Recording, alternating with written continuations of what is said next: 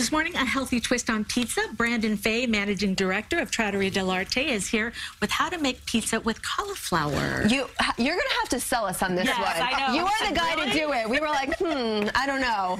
Yeah, at first you're like, this isn't a New York City slice of pizza. No. But I promise it's really, really delicious. And it's really fun and it's really cool to make. And it probably took me a couple times to like really get this down, but once you do, it's easy. So this is actually a cauliflower crust pizza. Ah. And what you do is you take a traditional cauliflower head, like that right there. Okay. And then what you do is you break up the little like florets, you throw it into a food processor, you get like this rice consistency. The trick to making this dish, because it's pretty easy, is grab some sort of like kitchen rag or like a piece of cheesecloth.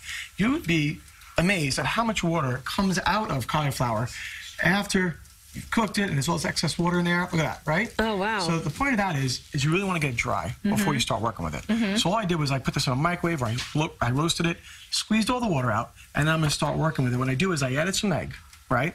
Besides some egg, you've got some garlic, some onions, some dried oregano, some basil, some herbaceousness, some herbs, Parmesan cheese, pecorino cheese. That's your base.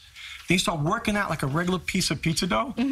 Put it on a pizza sheet pan, put it in the oven, bake it for a little bit, and then you add your fun toppings. Wait, right? let's bake it a little bit. That's a good question. Hold on, bake it a little. Okay. Really low, slow and low, because you don't want it to burn up. So 300, 350, and you 5 to 10 minutes tops. Keep an eye on it. It starts to get golden brown, because you're going to bake it twice. After you bake the dough the first time, you take it out, and then you're going to put a really fun, delicious, I did a sun-dried pesto tomato. Ooh, I'm going to try. Go ahead, please. Go ahead, I'm going to try too. So instead of your traditional tomato sauce, I had some fun. You can use basil. I mean, you can use anything you want. That's sun-dried tomatoes. Made a pesto out of it. A little bit of basil. I put some toasted almonds in it. Right, a little salt, a little pepper, a little. I really like the cheese. Right, so the cheese. This is a lot better than I thought it was going to be, Brandon. Yes. The cheese is what? Thank you very much. The cheese is goat cheese, and it softens it up. I put a little heat inside my pesto. So Yes, we can taste that. And you know what I've noticed? You know how everyone's talking about cauliflower rice now, but you can actually buy it in the store already riced up. Absolutely. So you just in a bag and so true. I couldn't. Any of those markets you go to these days, you know, Whole Foods, whatever supermarket you go to, it is so like the in thing, and everybody has it already prepared. But it's even not that hard for you to do yourself. But totally, if you want to save some time, buy it, and then the same concept: egg, cheese, some ingredients like the basil, the oregano, the onion, the garlic, lots of cheese, egg. Mix it up together until you get a nice, just like if you were just doing a regular dough and you'd start kneading it. And then you just roll it. Do you roll it out with a rolling pin? I use your hands. And I start to like make like around, you know, get it like really rustic. So after you put it in the oven, you take it out, you put the toppings on, you put it back in? Yeah. Okay. I put the tomato, sun-dried tomato pesto on it.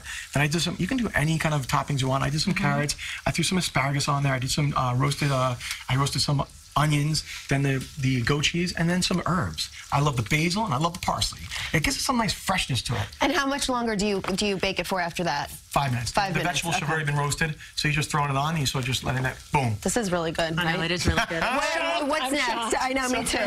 We did, so I went after the healthy pizza, we jumped into, of course, a pasta. Not only pasta, but we did some pancetta, some asparagus, some peas. You know, it's kind of springy. And instead of the traditional heavy cream, I used a mascarpone cream. Well, that just what's that? Mascarpone cream right over here. And basically what it does is gives it a nice, like, I want to say like nuttiness. It's like really decadent, really rich. You could use a traditional cream if you want, but the mascarpone cream is great. And then what you do is I just grabbed any kind of noodle.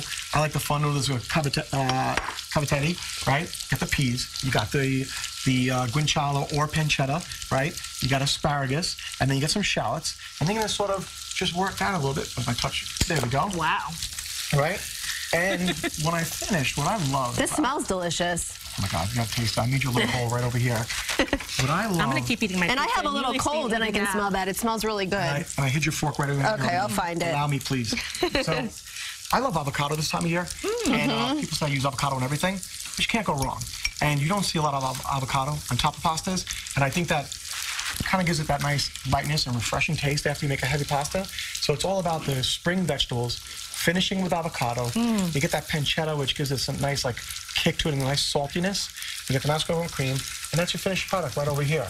What do you think of that pasta so far? It's very good. It is very good. All right, very quickly, what's the best way to pick an avocado? Because they're all over the place. But yeah, so one is I try to get them ripe, and then when I get home, I cut them up and use them right away. But if not, some people get them underripe when they're really bright green. You want to wait till they get that dark color, but not too dark and not too soft. When you cut them open, Once you start seeing they're a little brown, they start to go bad. So this almost looks like a perfect cut open avocado right here. Yes. And right now, avocados are all around everywhere.